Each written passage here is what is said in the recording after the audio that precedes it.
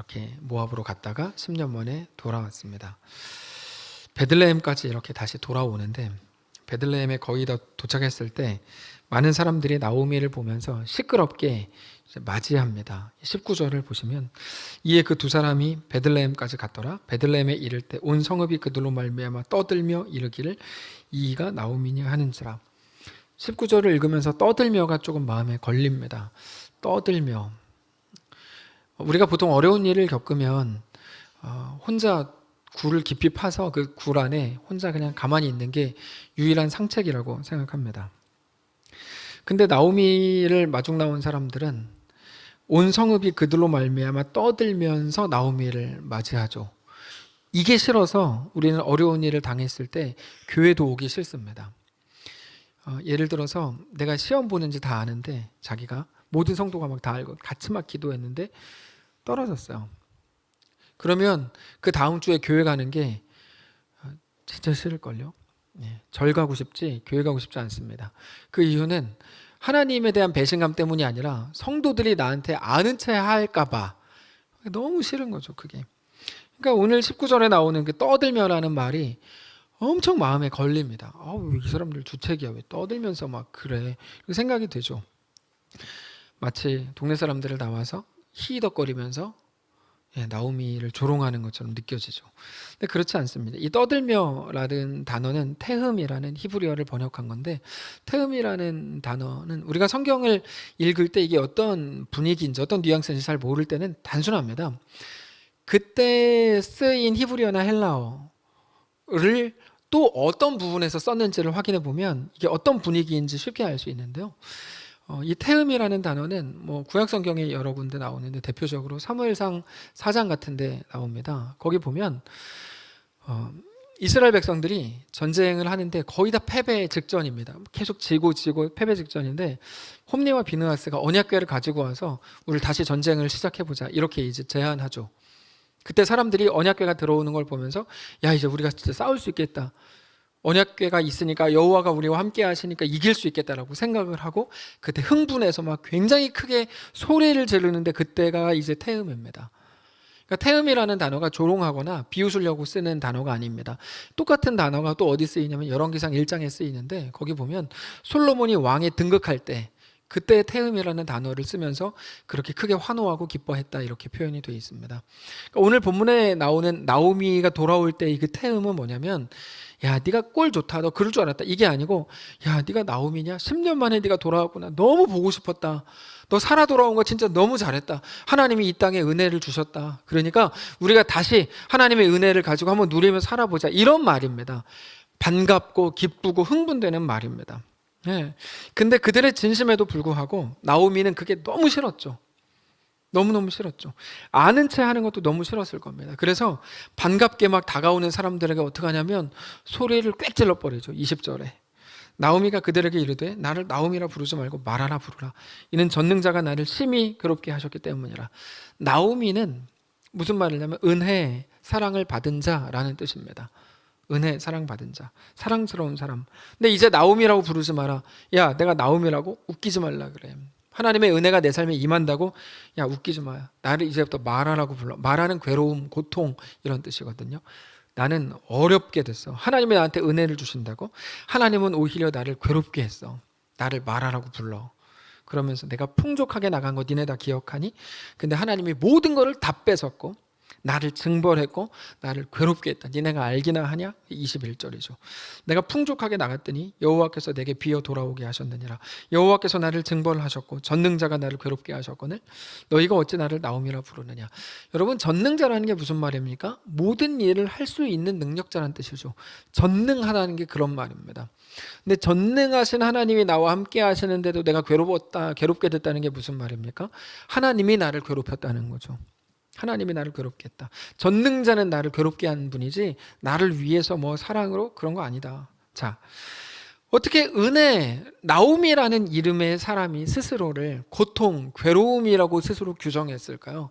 나오미라고 부르지 말고 마라라고 불러라. 이게 스스로를 고통이라고 규정했다는 건데 사람을 정말 초라하게 만드는 거는 그 사람의 가난함도 아니고 연약함도 아닙니다. 우리는 근데 그 함정에 자주 빠지죠. 내가 가난해지면 내가 초라해졌다고 생각하고, 그러면서 하나님의 영광도 가린다고 생각하고, 내가 잘 되면 내가 초라함을 벗었다, 하나님도 나 때문에 영광 받으신다고 은연중에 생각합니다. 그 완전히 잘못된 생각입니다. 성경적으로는 논리가 다 깨진 생각입니다. 왜냐하면 우리가 돌아온 탕자, 돌탕 이야기 지난주에 잠깐 했는데, 그거 생각해 보시면 어떻습니까? 돌아온 둘째 아들이 집 나갈 때, 그때가 그는 가장 큰 부자였어요. 아버지께 재산 땡겨 받아가지고 모든 돈을 하여튼 다 끌어모아, 영혼까지 끌어모아서 나갔잖아요. 그 사람이, 돌아온 탕자 돌탕이. 그때가 그가 부자였기 때문에 그러므로 하나님이 영광 받으셨습니까? 웃기고 있네라 그러는 거죠. 그렇지 않죠. 반대로 그가 모든 걸 다 잃고 돌아왔을 때가 그의 자산이 완전히 빵일 때거든요. 0일 때. 그가 가난해서 돌아왔기 때문에 하나님의 영광이 가려집니까? 웃기고 있는 거죠. 그거는 절대 기준이 되지 못합니다. 기준이 아니에요. 우리만 가끔 그렇게 생각하는 것뿐이지 하나님은 관심도 없어요. 관심도 없어요. 우리를 정말 초라하게 만드는 거는 뭐 내 연약함, 내 가난함 아닙니다. 내가 스스로 가난하다고, 연약하다고, 그러므로 난 초라하다고 느끼는 영혼의 초라함이 본인을 초라하게 만드는 거지, 절대로 그렇지 않습니다. 얼마 전에 어떤 유튜브 방송을 보는데 거기에서 도를 아십니까? 여러분 그런 분들 많이 만나보셨어요? 저는 참 많이 만났습니다. 도를 아십니까? 천안 시내만 그냥 조금만 돌아다녀도요, 이렇게 정말 제발 나한테 말 안 걸면 좋겠다고 보이는 그 2명 여자들이 와가지고, 전 남자 못 만나고 항상 여자들 둘이 와가지고 도를 아십니까? 이렇게 꼭 물어보더라고요. 어떤 기가 흐르고 있어요. 저 기가 막 흐른대요. 요즘 힘든 일 있지 않으세요? 이렇게 접근합니다. 근데 그 유튜브 방송에서도 한 기독교인이 이렇게 쭉 가는데 도를 아시나요? 그 여자분 둘이 딱 그 남자 앞에 섰어요. 이렇게 물어봤어요. 요즘 잘 안 된 일이 있거나 힘든 일이 있지 않으세요? 이렇게. 안 힘든 사람이 세상에 있습니까? 저는 굉장히 웃긴 질문인 것 같아요. 저는 오늘 아침에 일어나는데 너무 일어나기 싫더라고요. 힘들어서. 다 그렇지 않으세요? 우리는 다 힘들어요. 그러니까 힘든지 않으세요? 그럼 힘들어요. 이렇게 대답하는 거예요. 누구나 다 그렇게 대답해요. 네. 여러분 죽어야 안 힘들지, 힘든 건 살아있다는 증거잖아요. 근데 그 기독교인한테 물어봤어요. 오늘 힘들지 않으세요? 힘들어요. 이렇게 대답했어요. 그랬더니 역시 그랬군요. 제가 한 가지 질문만 더 할게요. 혹시 친척 중에 조금 이른 나이에 죽은 사람이 있지 않습니까? 안 그런 사람이 어디 있어요? 저는 모든 가문 중에 이게 몇 촌 친척 규적을 했으면 제가 조금 말을 안 하겠는데, 친척 중에 몇 촌까지라는 거야? 4촌? 8촌? 몇 촌까지라는 거야? 어쨌든 여러분 대한민국 사람 중에 병이나 사고 나서 먼 친척 포함해서 조금 이른 나이가 몇 살인지도 말 안 했어요. 조금 이른 나이에 가족이 죽을 수 있죠. 당연히. 근데 아주 그냥 나쁜 질문이죠. 그런 질문 하더라고요.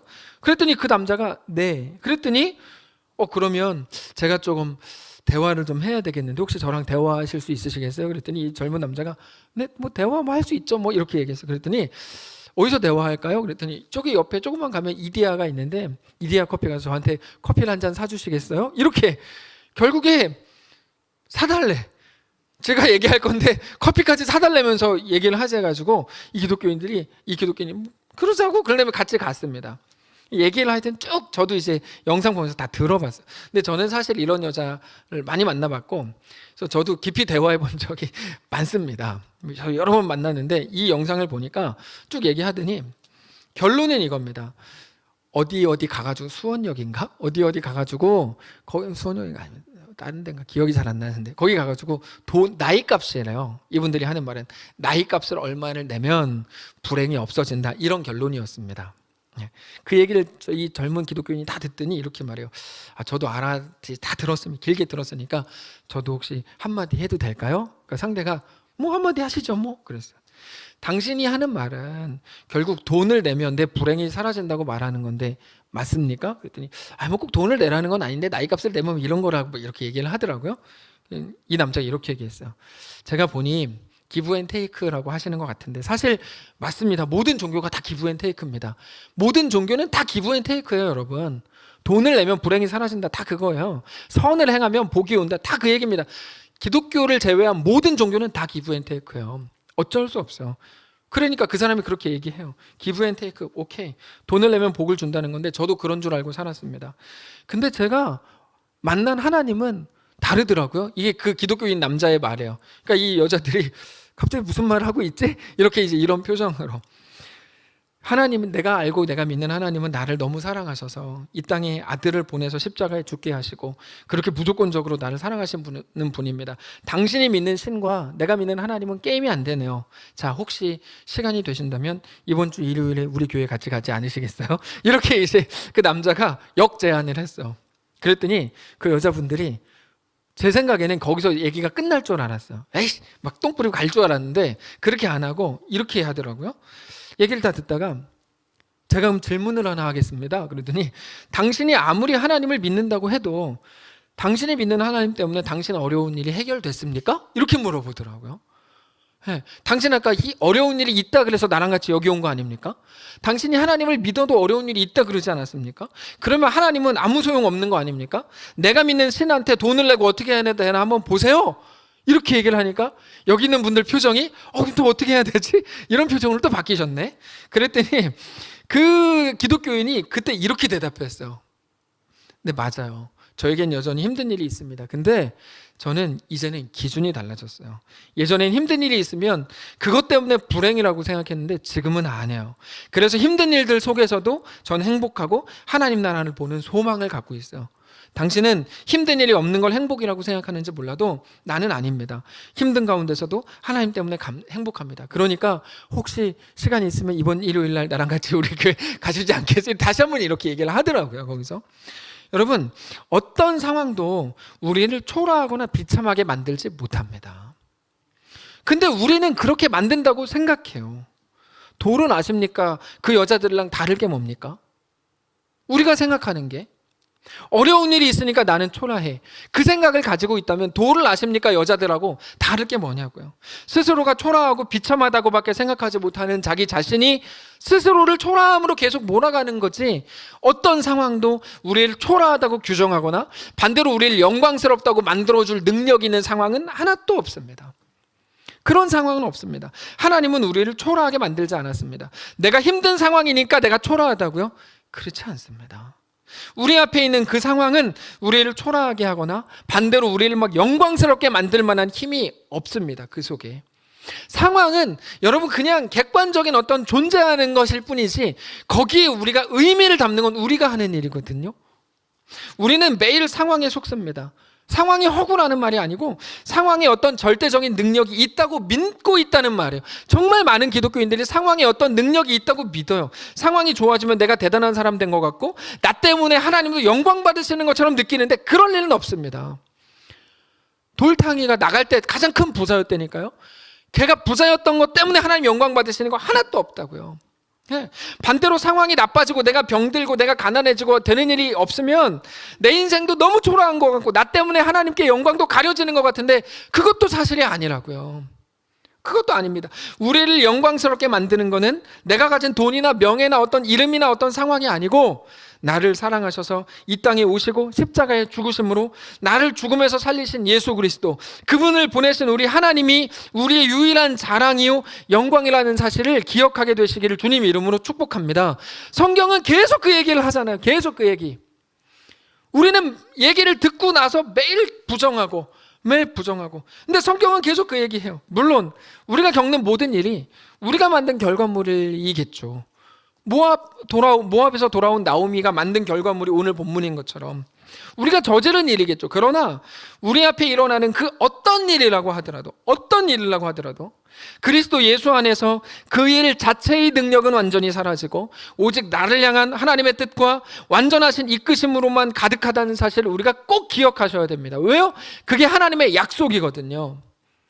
뭐라고 약속하십니까? 사망이나 생명이나 천사들이나 권세자들이나 현재 일이나 장래 일이나 능력이나 높음이나 기품이나 어떤 피조물이라도 우리 주 그리스도 예수 안에 있는 하나님의 사랑에서 끊을 수 없다라고 하나님이 선언하셨고 약속하셨기 때문입니다. 약속하셨어요. 하나님은 그 약속을 믿으시라고요. 그래서 우리가 그리스도 안에 있으면 어떻게 됩니까? 모든 상황의 약함과 초라함과 내 실력의 못남마저도 이제는 모든 권세와 영향력과 능력을 나에게 끼치던 것이 상실되게 되는 거죠. 지난 수요일에 한진희 목사님께서 설교하시면서 마지막에 모르는 찬양을 하실 때, 한진희 목사님은 자주 모르는 찬양을 그렇게 하실 때, 그때 원수의 무기 내겐 소용없고, 그때 외국인들은 뭐 예 이렇게 한다면서요. 예. 우리를 애워싸는 어떤 것도 우리 주 하나님으로 인해서 그 능력은 완전히 사라지고 오직 하나님의 뜻과 하나님의 이끄심만 우리 속에 가득하게 될 것을 믿으시기 바랍니다. 그게 성경의 약속이에요. 우리는 매일 상황에 매여 있죠. 근데 말씀에 매여라 말씀하시는 거죠. 그럼에도 우리의 심각한 문제는 뭡니까? 우리 앞에 일어나는 모든 일, 특별히 일어난 모든 결과의 원인을 사람에게서 찾으려고 한다는 게 문제입니다. 이거는 아주 정말 심각한 문제입니다. 가령 이런 겁니다. 오늘 본문에 오르바와 룻이 나오죠. 오르바는 뭐 안 나오지만 그 앞부분에 나오죠. 오르바와 룻. 네. 오르바가 아니라 룻이 복의 사람이 됩니다. 맞습니까? 이거를 보면서 뭐라고 설명을 하고 싶어 해요? 오르바한테, 야 오르바, 네가 조금 더 견뎠어야지. 너 왜 그것을 못 참고 그냥 떠나냐? 아니 뭐 나오미 시어머니가 떠나라 그랬으니까 오케이. 근데 룻은 버텼잖아. 그럼 너도 버텼어야지. 네가 못 버텼으니까 너는 떨어진 거고 룻은 끝까지 버텼으니까 룻이 복 받은 거야 라고 얘기하고 싶어 하죠. 우리는 그렇게 얘기하고 싶어 해요. 우리는 그렇게 주변에 대고 늘 말해요. 모든 거의 원인이 너한테 있다고 규정하고 싶은 거예요. 근데 문제는 뭐냐면 진짜 그럴까 하는 겁니다. 성경이 진짜 그렇게 얘기하냐는 거죠. 성경이 뭐라고 얘기하냐가 중요합니다. 모든 거의 원인이 나 사람 자신에게 있다고 생각하는 그 생각이 성경을 보는 모든 시각을 다 지배해버려서 우리 안에 어떤 현상이 나타나냐면 성경을 아무리 읽어도 성경이 정말 말씀하시려는 메시지를 못 듣고 못 보고 못 깨닫게 됩니다. 성경이 우리에게 진짜 말하려고 그러는 메시지는 그게 아니에요. 룻처럼 살아라가 아니에요. 근데 자꾸 룻처럼 살으래요. 다윗이랑 사울 중에 다윗처럼 살으래요. 자꾸. 성경은 그런 말을 한 적이 없어요. 네. 오히려 뭐를 말합니까? 다윗도 못났다 이걸 얘기하죠. 언제 다윗처럼 살을래? 근데 맨날 가지고 뭐라 그래요? 다윗처럼 살아라 맨날 그래. 네. 가인과 아벨 중에 아벨처럼 살아라. 한나와 분인나 중에 한나처럼 살아라. 아니 어디 그런 내용이 써있냐고 도대체. 그런 내용이 안 써있는데 맨날 그래요. 하나님이 룻을 사랑하신 이유는 룻에게 그 이유가 있는 게 아니다. 그가 룻이었기 때문에 하나님은 룻을 사랑하신 거다. 이 말씀을 하고 싶어 하는 겁니다. 성경은. 무슨 말인지 못 알아들으시겠죠. 모든 이유를 룻의 어떠함에서 찾지 않고 하나님에게서 찾는 게 성경의 시각이라는 겁니다. 그래서 성경은 우리한테 계속 뭐를 말합니까? 하나님은 이런 분이다. 하나님은 이런 분이다를 계속 말하죠.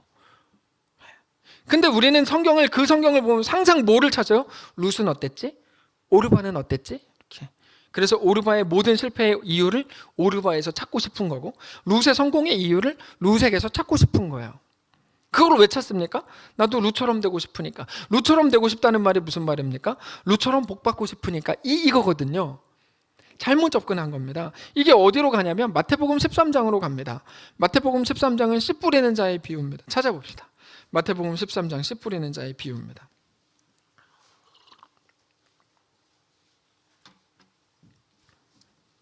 마태복음 13장은 진짜 과장 안 하고 뭐 10수번은 한 것 같은데 다 잊어버리셨기 때문에 제가 또 말씀드릴 수 있는 거예요. 마태복음 13장 3절.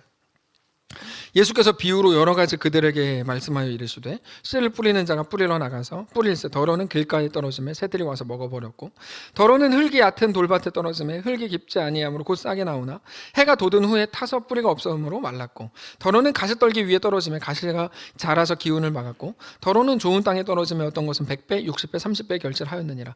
여러 종류의 길이 나옵니다. 돌짝밭, 가시덤불, 길가 이런 땅들에 씨가 뿌려집니다. 참고로 말씀드리면 이 구절은 역사상 가장 잘못 많이 해석되어 온 성경이라는 걸 미리 말씀드리고 말씀을 드리는데요. 씨를 못 뿌린 게 아니라 뿌렸어요.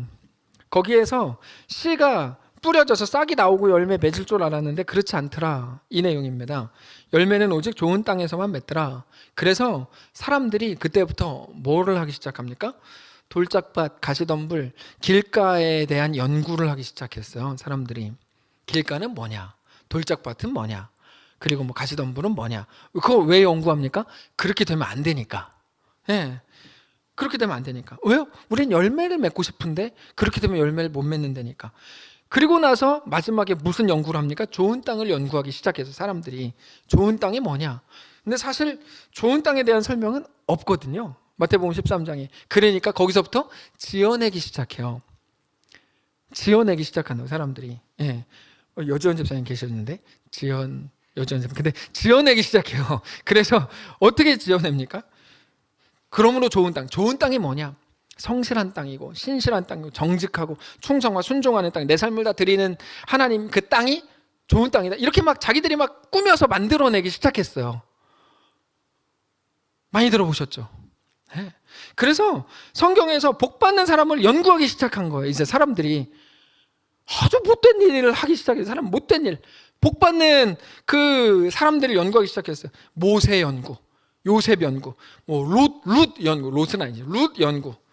오르바와 룻 중에 누가 좋은 땅입니까? 대답을 못 하시죠. 뭐 룻이라고 해도 돼요. 룻. 그렇죠. 그럼 한나와 분인나 중에는 한나겠죠?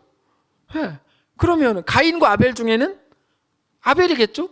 그럼 에서와 야곱 중에는 이건 대답하기 힘드시죠? 야곱도 워낙 못난 놈이니까 감히 야곱 이렇게 하긴 조금 어렵습니다. 어쨌든 근데 마태복음 13장은 그런 게 아니에요. 그런 게 아니라고. 이 비유를 조금만 자세히 보면 예수님의 말씀이 뭔지 쉽게 알 수 있는데 자세히 안 봐서 그래요. 좋은 땅이 뭡니까? 제가 정답을 말씀드릴게요. 좋은 땅이 뭡니까? 예수님은 이 말입니다. 좋은 땅은 없다. 이 말을 하는 거예요. 좋은 땅은 없다. 두고 봐라. 좋은 땅은 없다. 우리는 스스로 열매 맺는 좋은 땅이 되기를 원하는데 좋은 땅이라는 건 처음부터 없었고 죽었다 깨나도 니네는 그거 못 만든다. 이게 그 말씀이에요. 그래서 나중에 이 말씀이 어디까지 갑니까? 의인은 없나니 하나도 없다까지 가요. 의인은 없다. 니네 의인 되려고 죽을 똥살똥 애쓰지만 의인은 없다. 그런 건 없다. 이해가 안 되죠. 걱정하지 마세요. 왜냐하면 마태복음 13장에서 예수님의 말씀을 직접 듣는 사람들도 이해를 다 못했어요. 그래서 물어봐요. 이게 무슨 말입니까? 알아듣게 얘기를 해야지 왜 못 알아듣게 얘기합니까? 라고 따졌어요. 감히 내가지 없이 예수님한테. 예수님 뭐라 그러셨어요? 이사야 얘기를 하세요. 그래서 이사야 얘기를. 이사야 시대를 말씀합니다. 하나님께서 이사야를 보내셨죠. 그리고 말씀하시죠. 이사야 너 언제 이사 가냐? 이렇게 말하지 않죠. 3부 예배가 좋은 게 그래도 피식 웃기라도 하죠. 1, 2부 때는 관심도 없어요. 뭐 이렇게 하는데 3부 때는 피식 이렇게. 저 이게 막 희열을 느껴요. 14절 보십시오. 14절. 이사야의 예언이 그들에게 이루어졌으니 일러스되 너희가 듣기는 들어도 깨닫지 못할 것이요 보기는 보아도 알지 못하리라. 이게 아주 중요한 겁니다. 이사야를 하나님께서 보내십니다. 그러면서 이렇게 말해요. 내가 너를 보내고 사람들에게 선지자로 보내지만 야 두고 봐라. 네 말을 아무도 못 알아들을 거야. 이렇게 말해요. 네가 말해도 못 알아듣고 못 볼 거고 못 깨달을 거야. 그럼 따지죠. 아니 그런 걸로 왜 보냅니까 나를? 바로 그거야. 뭐가 바로 그거야? 바로 그거야. 사람들이 못 보고 못 깨닫고 못 듣는다는 거를 보여주려고 너를 보내는 거야. 뭐 이상한 논리죠. 이렇게 말해 하나님께서. 그러니까 우리는 이해가 안 되죠. 선지자를 보낼 거면 사람들이 깨닫게 해서 돌이키라고 보내는 거 아닙니까? 근데 못 깨달을 건데 왜 보냅니까? 실제로 사람들은 못 깨닫고 이사야를 몸 잘라서 죽여버립니다. 사지가 잘라서 죽은 선지자가 이사야 선지자거든요. 그렇게 죽습니다. 근데 왜 보내냐는 거죠. 그러면서 마지막에 말씀하시는 게 이거예요. 사람들은 결국 따라가는 것 같은데 못 따라간다. 아는 것 같은데 모른다. 못 깨닫는다. 그러나 마지막은 뭡니까? 30배, 어떤 사람들은 60배, 100배의 열매를 맺는다. 이렇게 말씀하시니까 더 이해가 막 끝까지 안 될 상황이라서 그냥 제가 정답을 말씀드리면 도대체 못 깨닫는데 누가 열매를 맺습니까? 그거는 오르바처럼 하냐 룻처럼 하냐에 있지 않다. 하나님이 함께 하시는 것에 있다. 좋은 땅 그런 거 없다. 다만 하나님이 함께 하시면 누구라도 열매 맺는다. 그러면 열매 맺는 그들을 보면서 사람들은 좋은 땅이라고 말하겠지. 근데 좋은 땅이라는 건 원래 없었다. 사람들이 만들어낼 수 있는 게 아니다. 다만 하나님이 함께 하시냐 아니냐만 존재한다. 그러므로 누구라도 좋은 땅 될 수 있다. 이게 요한복음 15장에 가면 뭐가 되냐면요. 가지가 나무에 붙어 있지 않으면 깨끗하냐 더러운 가지냐가 아니에요. 핵심이 요한복음 15장 잘 읽어보십시오. 핵심은 그게 아니고 나무에 붙어있냐 안 붙어있냐요. 붙어있으면 열매 맺는 거고요. 떨어져 있으면 열매 못 맺고 불태워져 버리는 겁니다. 이해가 되십니까? 잘 생각해 보십시오. 룻과 오르바가 있는데 둘이 완전히 똑같은 사람들이었어요. 그 출발이 똑같아요. 똑같다고요. 둘 다 이방 여인이었고 특별히 중동 지역 여인들이었으니까 좀 시커맸을 거예요. 그리고 둘 다 남편들이 죽었고 둘 다 아무런 소망이 남아있지 않은 사람들이었고 둘 다 시어머니 나오미가 나를 떠나라고 얘기한 사람들입니다. 오르바와 룻이 똑같아요. 근데 그들이 어떻게 됩니까? 그 끝은 완전히 다르죠. 하나님의 은혜의 크기를 보여주는 겁니다. 그럼 오르바는 왜 뭐 그렇게 됐습니까? 이렇게 갈 건 없습니다. 오르바 얘기를 하려는 게 아니라 룻 이야기를 하려는 거니까. 그럼에도 불구하고 자꾸 오르바에 대해 관심을 가지신다면 오케이. 그러면 코로나 정식되고 남북 통일된 다음에 제가 말씀을 드리겠습니다. 좀 기다리라는 말이죠. 네. 왜 우리는 룻 이야기하는 거예요. 우리가 룻이니까. 자꾸 오르바 그러는 분들은 오지랖이 넓어서 그런 건데 오케이. 남북 통일되고 보자고요. 중요한 건 그게 아닙니다. 이렇게 말하는 거예요. 하나님은 이렇다. 룻에게서 어떤 좋은 원인도 찾을 수 없다. 다만 오직 하나님이 놀라운 일을 행하신다. 이거예요. 그래서 지난 수요일에 한 목사님께서 설교하시면서 하나님께 빈손으로 가십시오.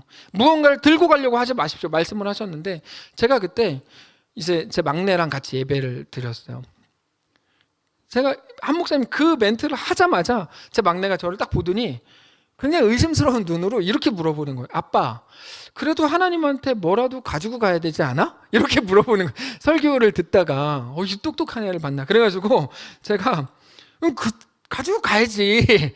근데 한 목사님 말씀하시는 거는 사람들한테 자랑할 만한 자기 자랑, 자기 공로 이런 거 갖고 갈 생각하지 말고 하나님은 그걸로 구원 주시거나 은혜 주시는 분이 아니니까 오직 하나님 예수님의 은혜로 구원받는다는 걸 기억하라는 말이야 라고 말했는데 얘가 못 알아들어가지고 너 못 알아들었지? 그랬더니 못 알아들었대요. 무슨 말이네요. 그래서 그거는 무슨 말이냐면 네가 그렇게 우리가 가난하고 대단하지 않아도 하나님이 우리를 사랑하신다는 말이야. 표정 보니까 얘가 똑같아요. 그래서 못 알아들었지? 못 알아들었대요. 그래서 그 말은 너 잘났다고 그랬더니 알아들었어요. 그 말은 너 잘났다고. 네가 뭐 못하고 그래도 하나님이 우리를 사랑하신다고. 됐지? 너 저리 가. 가서 기도하라는 뜻이죠. 저리 가가. 가서 이제 기도한다고. 우리는 열매를 맺고 싶어요. 근데 마태복음 13장을 그래서 찾았어요. 찾아보니까 뭐라고 써있어요? 좋은 땅에서만 열매를 맺는데요. 좋은 땅은 뭡니까? 우리는 예수 안에서 이미 좋은 땅인 것을 믿으시기 바랍니다. 그 얘기하는 거라고요. 그 얘기하는 거예요. 룻의 잘남이 하나도 안 나온다고요. 우리는 안심하는 게 두렵습니다. 뭔가를 더 해야 될 것 같고 그래야 또 복을 받을 것 같아요. 지난번에 우리가 사는 이야기에서 박성민 형제 나왔을 때 박성민 형제 얘기 계속 중간에 계속 붙인 게 이제. 그래서 이제 그래가지고 이제 많이 하네. 이제 또 하나 붙인 게 더 노력하겠습니다. 그 말을 그렇게 많이 하더라고요. 요새 신앙으로 어떻게 살고 있습니까? 제가 좀 더 노력하겠습니다. 그래서 뭐 그렇게 자꾸 노력을 하려고 그러는 거야. 이렇게 생각을 했는데 우리 자꾸 노력하고 싶어요. 그래야 복 받을 것 같아요. 우리는. 근데 성도 여러분, 하나님이 예수 안에서 우리 속에 놀라운 열매를 맺으실 거랍니다. 우리 보고 그거를 믿으라는 거예요. 그거를 위해서 예수님께서 이 땅에 오셨답니다. 교회 창립주일이면서 오늘은 대림절 두 번째 주일입니다. 대림절은 4주로 구성이 되어 있는데 성탄절 이전의 4주가 대림절입니다. 그렇게 성탄절을 경건한 마음으로 준비하라는 겁니다. 우리 예수님께서 이 땅에 오신 이유는 우리를 좋은 땅 되게 하기 위해서입니다. 열매 맺는 가지 좋은 땅이 되는 건 우리 실력으로가 아닙니다. 우리 하나님께서 우리 속에 이미 시작하셨고 그리스도의 날까지 우리가 온전한 하나님의 백성이 되는 그날까지 우리 주님께서 이루어 가시는 겁니다. 우리는 근데 계속 부끄럽죠. 계속 연약하다고 생각하죠. 내가 하나님이 나를 받아주실 수 있나? 라고 생각하죠. 이번 주에 계속해서 묵상했던 찬양이 거무나 아름답다라는 찬양이었습니다. 아가서에서 정확히 말하면 술람미 여인이 자기 자신을 두고 한 말입니다. 그러니까 우리나라 이 개역개정으로 아가서 읽는 거는 약간 비추입니다. 왜냐하면 원래는 아가서가 여러분 말씀을 그냥 조금 짧게 드리면 아가서는 원래 노래 가사거든요. 어떤 노래 가사냐면 젊은 여자 편, 젊은 여자 가사가 쭉 나오고 여자 합창 편 쭉 나오고 젊은 남자 편 쭉 나오는 게 아가서예요. 근데 아무리 봐도 우리 개역개정에는 그런 구분이 안 돼 있다 보니까 사실 이거 이해하기 되게 어렵게 나왔습니다. 이거 바뀔 거예요. 나중에 개역개정이 바뀔 겁니다. 쉬운 성경만 봐도 정확히 표현되어 있어요.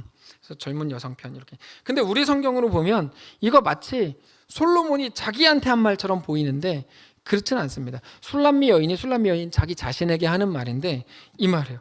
검무나 아름답다. 나오미는 지금 스스로를 검다고 할 거예요. 룻은 진짜 까무잡잡했죠. 중동 여자니까. 그래서 안 예쁘다고 생각했겠죠. 근데 영적으로 우리가 그렇습니다. 하나님 앞에 나아가면 언제나 죄 지은 것밖에 생각이 안 나죠. 그렇지 않으신가요? 죄 지은 것밖에 생각 안 나고 부끄러운 것밖에 없고 더럽고 부족하고 연약한 것밖에 없습니다. 근데 그 검은 게 너무 싫어요. 우리는 더 하얘지고 싶어요. 더 자랑스러워지고 싶고 더 깨끗해지고 싶어요. 그러면 더 사랑스러워질 것 같고 더 영광스러울 것 같아요. 근데 여러분, 좋은 땅은 그렇게 만들어지는 게 아니랍니다. 그렇게 만들어지는 게 아니래요. 좋은 땅은 어떻게 만들어집니까? 검으나 아름답다고 선언하시는 하나님의 선언 때문에 만들어진다는 겁니다. 물론 우리는 나를 받아주시는 것까지는 좋은데 말도 안 되는 남편, 말 안 되는 자식들을 보면 저 사람은 좀 안 사랑해야 되는 거 아닌가? 저 자식이 돌아와야 사랑을 한다 그래야지. 검으나 아름답다 이게 뭡니까? 따지고 싶죠. 물론 사랑한다가 괜찮다는 아닙니다. 나중에 설명드릴 기회가 있겠지만 사랑한다. 그러므로 너 개망난이지 또 괜찮다. 이런 말은 아닙니다. 근데 그래도 사랑한다는 맞습니다. 그래도 사랑한다. 네 마음대로 살아라. 그래도 괜찮다는 아닙니다. 그건 사랑도 아니죠. 다만 사랑한다고 말씀하시죠. 우리가 주의 자식이라서 그렇습니다. 어쩔 수 없습니다. 하나님은 다만 하얘져야 아름답다가 아니라 검으나 아름답다고 말씀하십니다. 이게 무슨 말입니까? 너라서 아름답다. 너라서 사랑하고 너라서 내가 모든 것을 다 주었고 너라서 내 아들까지 주었다. 너는 전부다. 너는 나다. 이렇게 말씀하십니다. 더 정확하게는 나 여호와이기 때문에, 내가 하나님이기 때문에, 내가 너를 지었고 너를 불렀고 너의 아버지요 너의 왕이기 때문에 나는 너를 사랑한다. 거야. 너를 사랑하는 이유는 너에게 있지 않고 나 하나님에게 있다. 오늘 우리 모든 연약함과 불안함 속에서도 하나님의 그 음성을 듣게 되시기를 바랍니다. 박성민 집사님의 음성으로 이 찬양을 잠깐 듣겠습니다.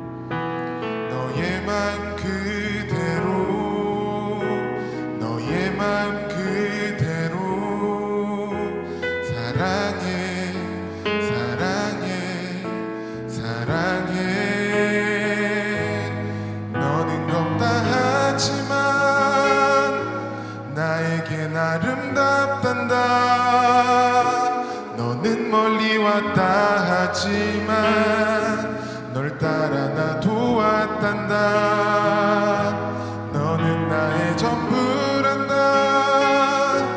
널 위해 날 주었단다. 그런 너는 나의 눈에 검은 아름답다.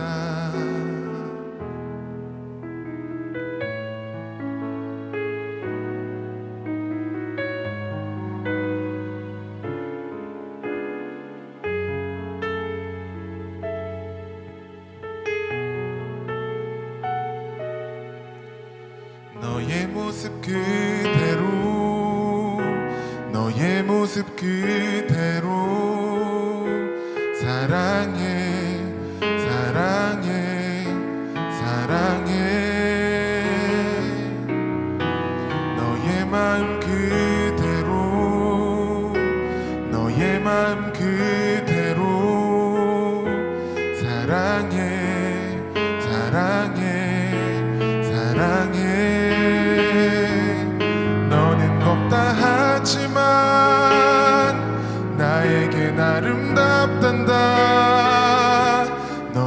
멀리 왔다 하지만 널 따라 나도 왔단다.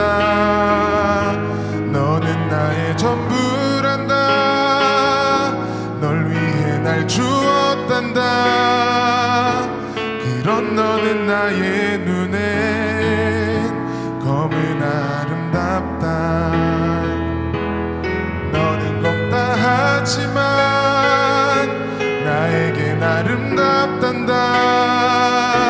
너는 멀리 왔다 하지만 널 따라 나도 왔단다. 너는 나의 전부란다. 널 위해 날 주었단다. 그런 너는 나의 눈엔 검은 아름답다. 모습 그대로 너의 모습 그대로 사랑해 사랑해 사랑해.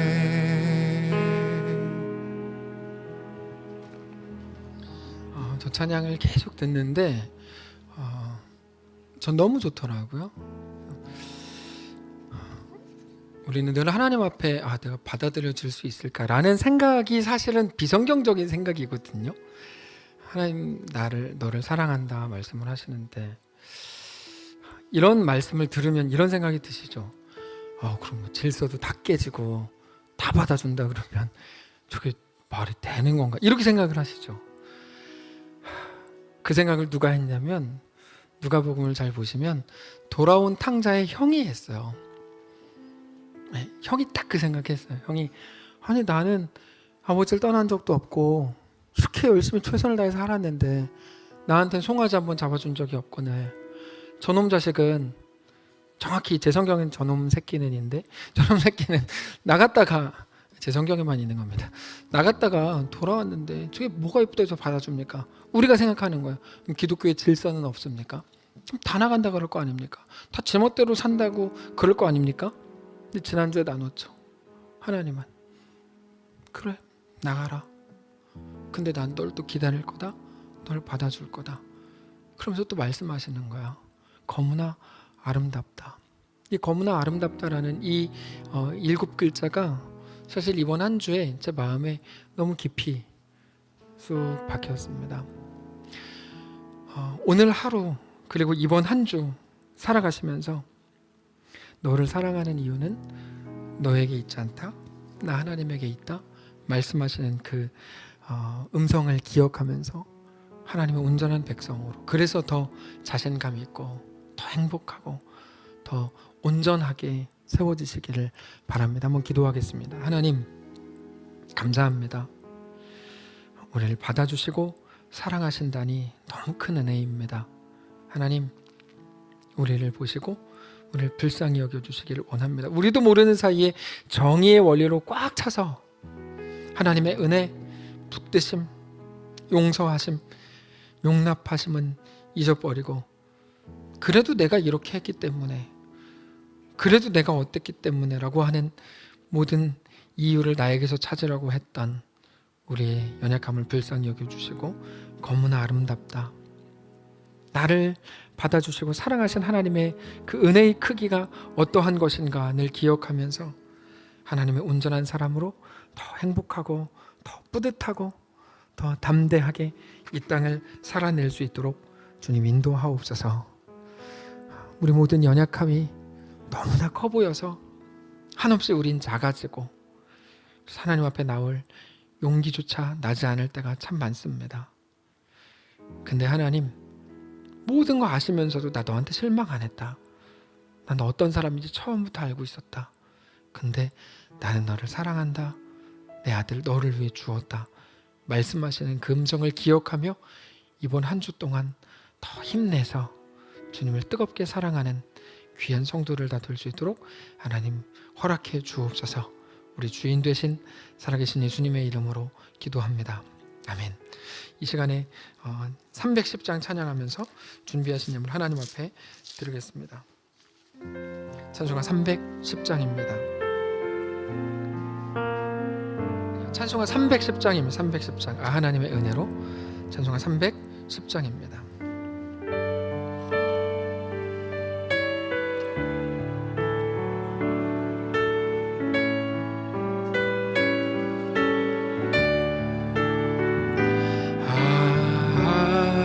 하나님의 은혜로 있을 데 없는 자 왜 구속하여 주는지 난 알 수 없도다.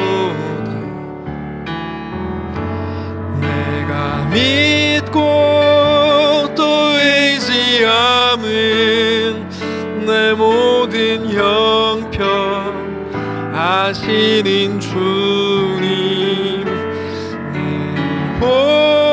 보호해 주실 것을 나는 확실히 아네.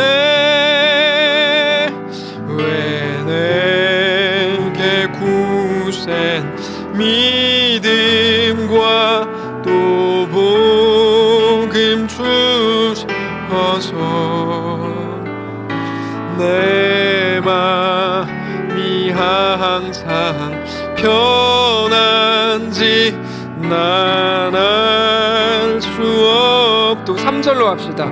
왜 내게 성령 주셔서 왜 내게 성령 주셔서 내 마음 감동해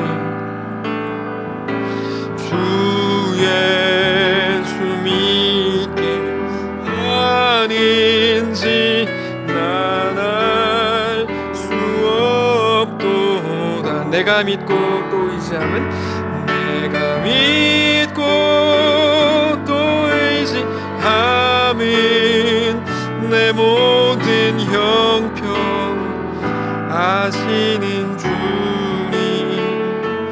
늘 보호해 주실 것을 나는 우리 4절로 고백합니다.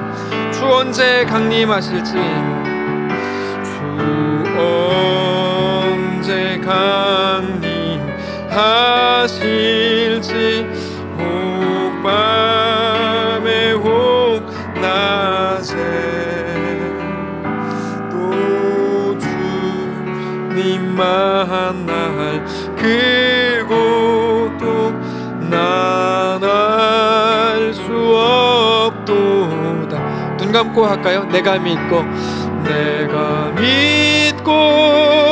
또 의지함은 내 모든 형편 아시는 주님 늘 보호해 주실 것을 나는 확실히 아네.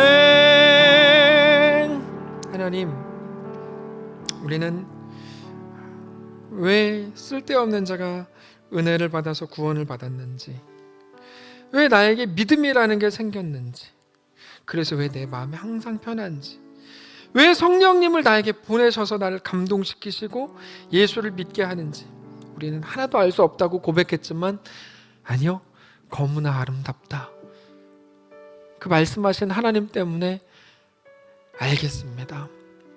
하나님, 그 은혜를 기억하며 이번 한 주 살기를 원합니다. 나를 위해 생명까지 내어주신 그 하나님의 놀라운 은혜를 기억하며 내가 하나님께 드릴 게 하나도 없는데 믿음으로 주님께 우리 삶을 쥐어짜서 드립니다. 이게 나를 살게 한다고 느껴질까 봐 우리는 오히려 두렵습니다. 돈이 나를 살게 한다고 그렇게 어느덧 생각이 될까 봐 하나님께 그래서 10분의 1 혹은 여러 가지 제목으로 예물을 드리지 못하는 날이 올까 봐 우리는 너무 두렵습니다. 하나님, 우리가 믿음으로 주님께 드립니다. 이게 나를 살게 하는 거 아니고 하나님이 나를 사시게 하는 분인 것을 믿습니다. 나를 정말 좋은 땅 되게 한 것도 하나님이셨고 나를 자녀 삼으신 분도 하나님이신 것을 정직히 고백합니다. 그 믿음을 따라 우리의 삶을 드릴 때 우리의 삶을 같이 받으시고 하나님 나라 위에 거룩하고 온전하고 풍성하게 사용되는 귀한 인생들 다 될 수 있도록 인도하여 주옵소서. 이번 한 해 2020년 시작할 때부터 우리는 두려웠습니다. 우리가 뭘 할 수 있을까 걱정이 됐습니다. 그런데 하나님, 오늘까지 오게 하신 분이 하나님이십니다. 우리 앞으로의 날들도 같을 것임을 믿습니다. 하나님의 은혜로 우리가 살게 될 것을 믿습니다. 다만 매일같이 내 자기 자신을 자랑하는 일을 앞세우지 않게 하시고 우리의 자랑이 오직 하나님 예수 그리스도의 십자가밖에 없는 것임을 늘 기억하여 주님 앞에 그렇게 믿음으로 겸손하게 서는 사랑하는 모든 성도들 다 될 수 있도록 하나님 아버지 인도하여 주시옵소서. 우리를 사랑하시니 너무 감사합니다. 이 험한 시대, 마지막 시대의 등불이 되는 거룩한 교회로 남기를 원합니다. 하나님, 우리를 축복하셨으니 우리 가운데 거하시고 우리 가운데 성령으로 놀라운 일을 행하셔서 정말 하나님만을 뜨겁게 사랑하는 거룩한 교회와 우리 교회에 속한 사랑하는 모든 자녀들과 모든 성도들 될 수 있도록 축복하시옵소서. 특별히 오늘 생일을 맞이하여 주님께 인물을 드리는 손길이 있습니다. 하나님, 사랑하는 집사님의 일생을 아시는 하나님, 이제까지 살아온 날보다 앞으로 살아갈 날이 더 빛되게 하시고 더 영광스럽게 하시고 더 충성스럽게 하시고 더 순전하게 하셔서 하나님으로 하나님께서 그 인생으로 인해 수많은 사람들을 주께 돌아오고 정말로 주님의 영광과 기쁨이 되는 귀한 삶이 되도록 축복하시옵소서. 자녀들도 축복하셔서 사랑하는 아들과 사랑하는 딸, 하나님 놀라운 주의 계획 안에 거하게 하시고 부모도 어떻게 할 수 없는 놀라운 은혜와 붙드심과 보호하심의 역사가 하나님으로 인하여 충만한 그 가정의 삶이 되도록 축복하시옵소서. 여기 있는 사랑하는 모든 성도들 동일한 은혜로 허락해 주시고 한 해 잘 마무리하고 새해 더 하나님께 충성하는 귀한 가정들로 다 세워지도록 함께 하시옵소서. 우리 주인 되신 예수님의 이름으로 기도합니다. 아멘. 이제는 우리 구주 예수 그리스도의 은혜와 하나님 아버지의 다음 없는 사랑과 성령의 교통인도 역사 위로 함께 하시는 은사가 이 시간 주를 바라보며 예수로 우리 삶을 살아내기를 소원하는, 늘 감격하며 주님을 찬양하는 삶이 되기를 원하는 사랑하는 모든 성도들 머리머리 위에, 그리고 또 그들을 위해 늘 기도하는 또 다른 성도들 위해, 사랑하는 가정 위에, 이 교회 위에, 이 교회의 앞날 위에 이제부터 영원까지 함께 계실지어다. 아멘.